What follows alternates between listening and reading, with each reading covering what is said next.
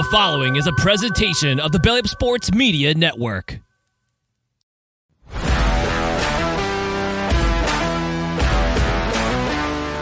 Let's talk about this main event, fellas.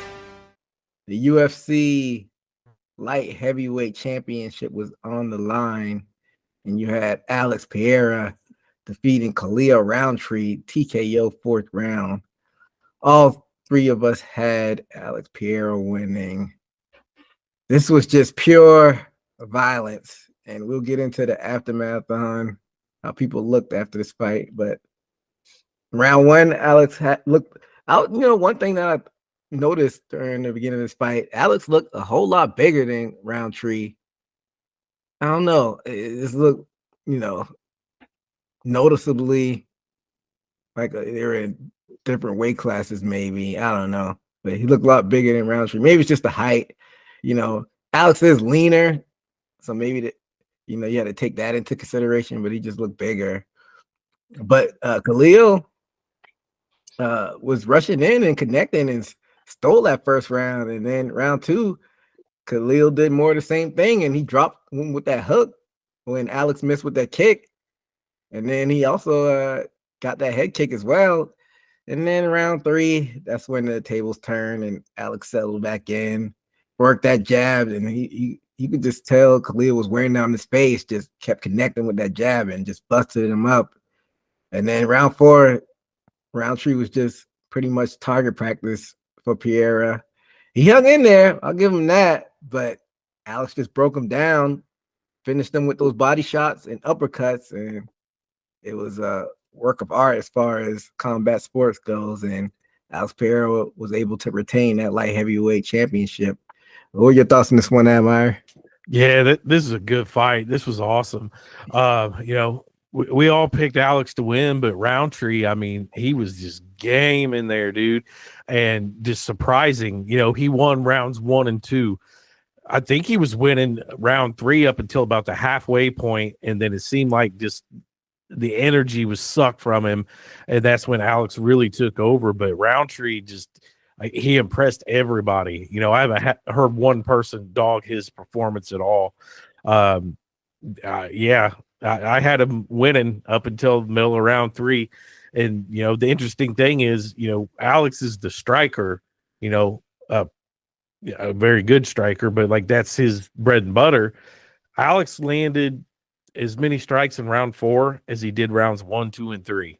So, it was all leading up to that finish, but Alex didn't throw a whole lot of shots in the first few rounds. And I think it's because he was on the defense, man, because Rountree, he was jumping in there, winging stuff and connecting and just, the head kick, I thought Alex, being a kickboxer, would see a head kick coming from a mile away. And, he landed a solid head kick on him. Rountree, he'll stay towards the top if he keeps fighting like that, and maybe he'll fight for the belt again one day. Going into this fight, I was like, man, I don't know if this guy really deserves to fight for the belt, but he's got heart. He proved it. He's worth it. Man, I don't know if I said this on the last show, but I knew he was going to be a live dog just because he's got that power and he's a violent fighter. I may have given him more chance than a lot of the talking pundits out there, and he kind of proved me right the first couple rounds. If it would have been a regular 3-round fight, he would have won. But, championship fights are 5 rounds, unfortunately, on his part. But, yeah, he was connected. He just ran out of gas, probably. That's probably what happened. He just ran out of gas. But what are your thoughts on this fight, Steve, before we dig deeper into this? Definitely. I definitely think it was planned. Maybe even down to the location, and probably that's what got Khalil is the elevation too. But like I said, the first few rounds, like he said, he threw that head kick and he missed, and he came with the hook and dropped him for a minute, and also got that head kick off. But I think what maybe got Khalil is the jitters. He was doing good and just burnt out. After the fourth round, and into the 4th round, Definitely 4th. Am I saying midway through the 3rd is kind of just hit a wall, kind of. you see Alex Pereira just flick it, and it's like a flicker jab. You flick it on into his eye, like, and was hitting it directly. And I know that affected him. And that fourth round, you just see him turn it up, and I think he literally saw, which I did see, like the last strike where he was fatigued. He decided to turn it up, and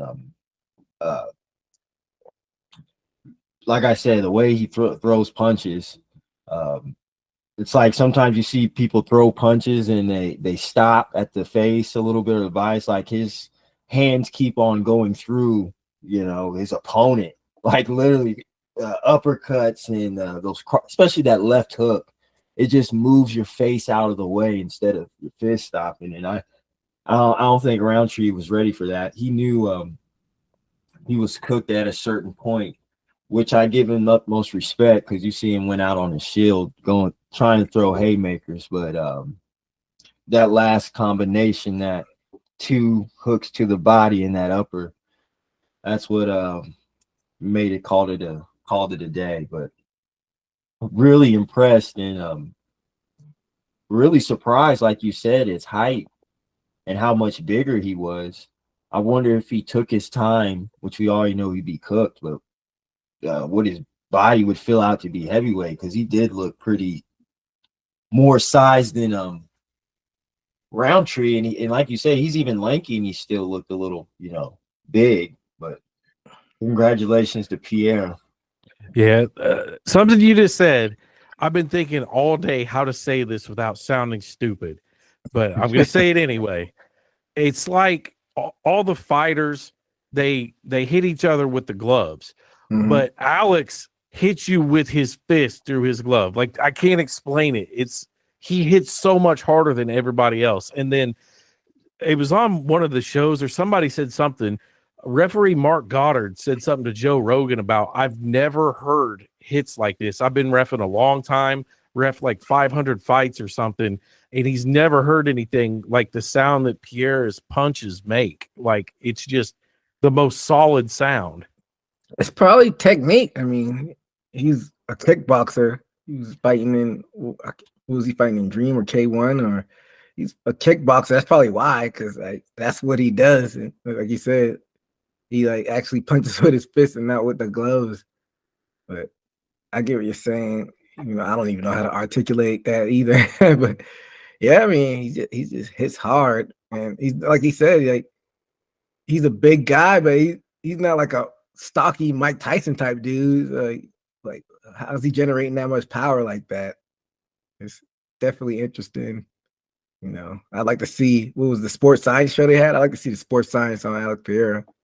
Yeah, really, they do need to do something like that and to see how he generates it, because it was Sports Science or a show like that did it on Chuck Liddell, and it showed how his punch actually started with his feet. He had this way of rolling his punch up his whole body and unleashing like this power burst in his punches, and that's what made Chuck Liddell's knockout so dangerous.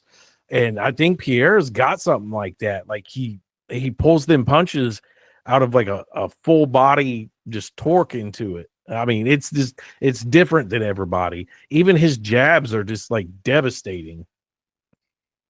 Yeah, definitely. But yeah, Alex Pereira went in there and did Alex Pereira things, and he defended the title. And afterwards, people have been clamoring he should go up to heavyweight. But he said he wants to stay down at light heavyweight and keep doing his thing. What do you think about that, Amar? Part of me wants to see him go up to heavyweight just to, hit another weight division, but I don't think he would have the same success. You got too many really big guys up there and a lot of wrestling heavy guys, and I don't think you want a 265-pound, Derek Lewis, Curtis Blades, Cyril Gahn getting a hold of you and dragging you to the ground, because then it's going to damage that hype that Alex has right now. Right now, with as many fights as he's had in the last couple of years and winning the belts, like, he's on top right now. The hype's behind him, and you're going to lose a lot of that if some heavyweight takes you down and lays on top of you and just makes you look really bad. Yeah, that's definitely something that he should be aware of. What are your thoughts, Steve, on I him saying he definitely, wants to stay on at light heavyweight? I definitely think he has options to where he's staying at. And then we forget Duplessis called him out. He said he can come down, or he said he'll come up. I would like to see Duplessis get a few more wins um, to do that, but that's an option right there. I don't think he has to go nowhere.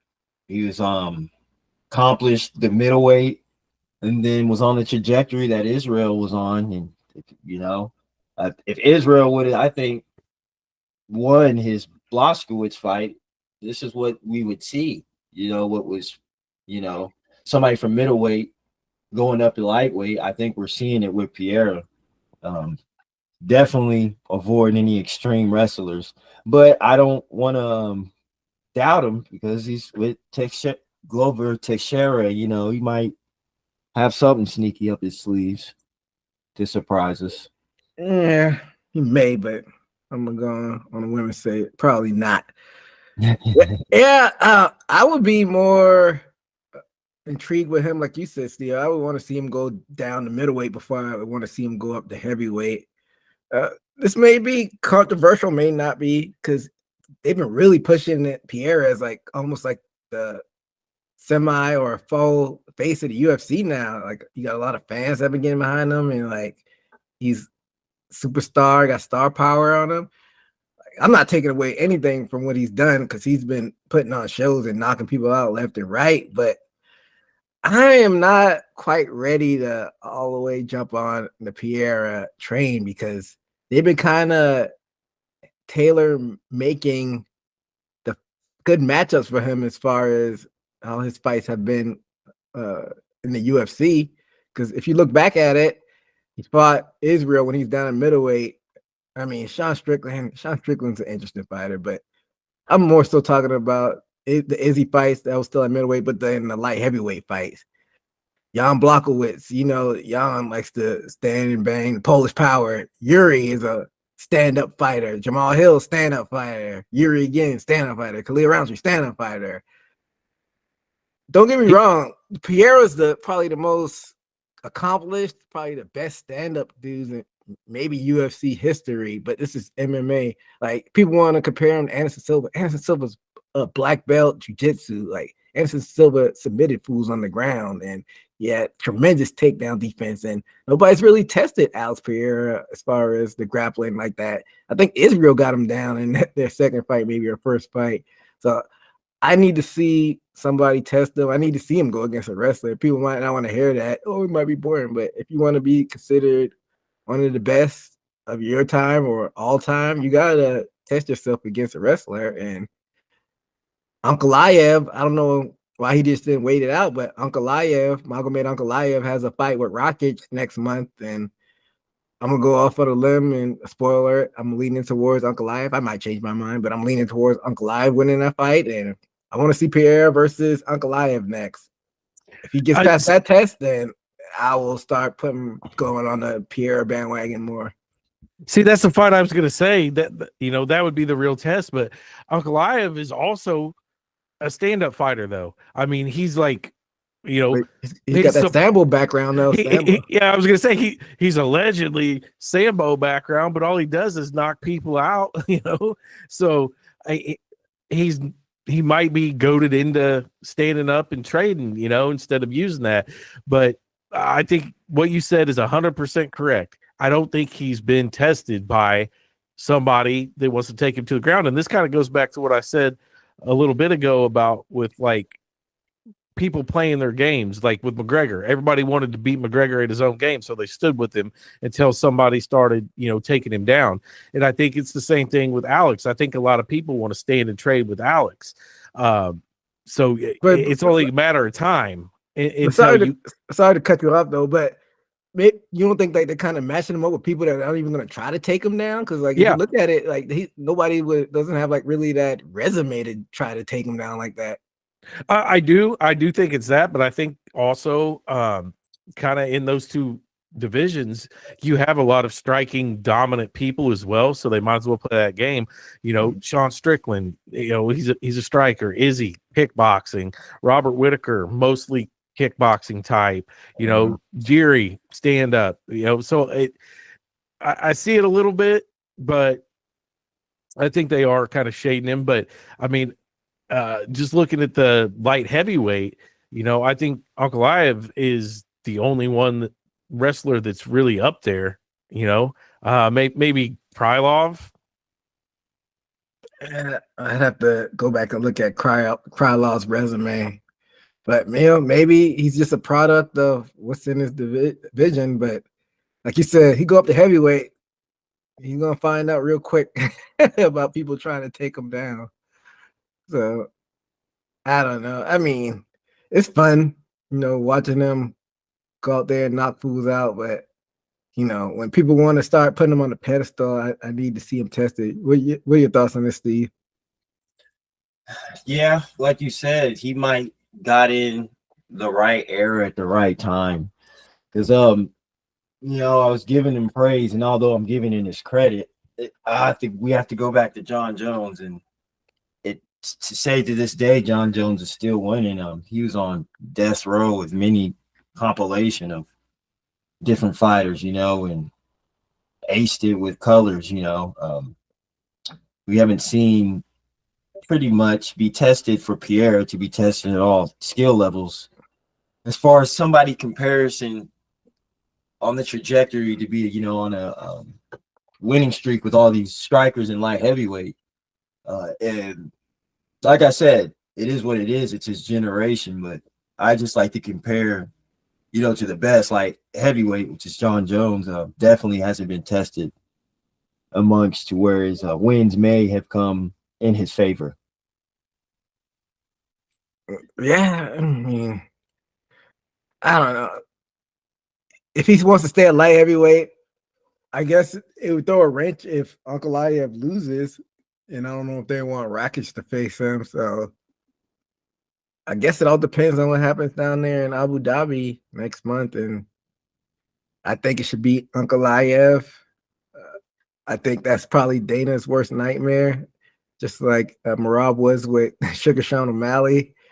Because if Alex Pereira loses at light heavyweight, then who are you banking on to be kind of like the star and the carry? Because John Jones is talking about retiring. I mean, people wanted to kind of write him off as being old, but he's 37, which isn't young, but that's younger than Jose Aldo and Wonder Boy and all those guys. So, but that's kind of on John Jones doing on him.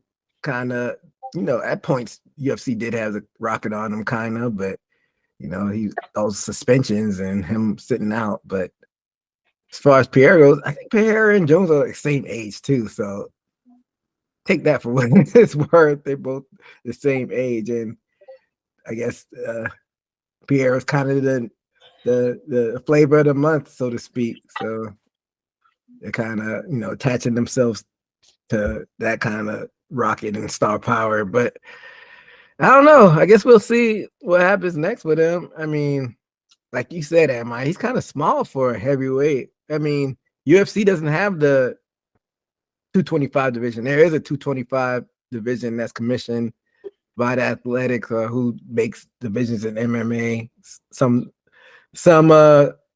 leagues have them. Of course, UFC doesn't, but that's the cruiserweight division. But he would be perfect for like a cruiserweight division, I think. 225. But those big boys, some cut down to 265. So you might be in trouble with that. But as far as Rountree goes, like you said, a lot of people didn't think he would do that well. I mean, what was he ranked going into that? Number 10 or so? Ranked number 8, and he's still at number 8. Yeah, so he didn't drop. Like you said, he could easily find himself in another title fight after 3 or 4 fights. He was on like a 5-fight win streak, so if he reels off 3 more fights, he probably could be back in the title fight. Like, who could you see him getting matched up with next? Oh, probably somebody like a Jamal Hill, maybe. Oh yeah, that fight was supposed to happen and it got canceled due to injury. Yeah, I was gonna say fight back on. Yeah, they should probably put that back on. Or I mean, it's quite a jump. But even Jerry, they both just fought Alex. Kind of find out who's going to stay towards the top. See what happens. Or even John. John Jones? No, John Blockowicz. Oh, Jan Block. Jan. That'd be interesting. Yeah, I can see that happening. What do you think, Steve? As far as Rountree. Yeah, you said Jamal Hill. Definitely, I see that, especially after his performance, what he put on. He's gained so much respect. I can definitely see them putting him against somebody top up there. Let's see. And Jamal Hill, is he ranked? What is he ranked? Jamal Hill's 3. Yeah, I was about to say 3 or 4. And who's on top of that?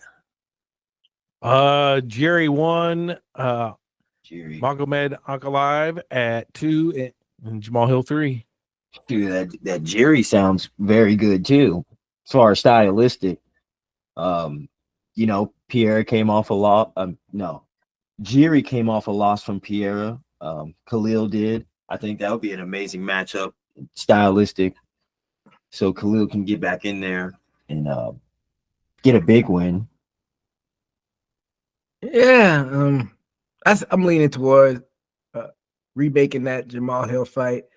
Put him in there, see what happens. And neither one of them are super young. I mean, Rountree was 34 and Hill maybe 33 or so. So, the time is now to make that fight.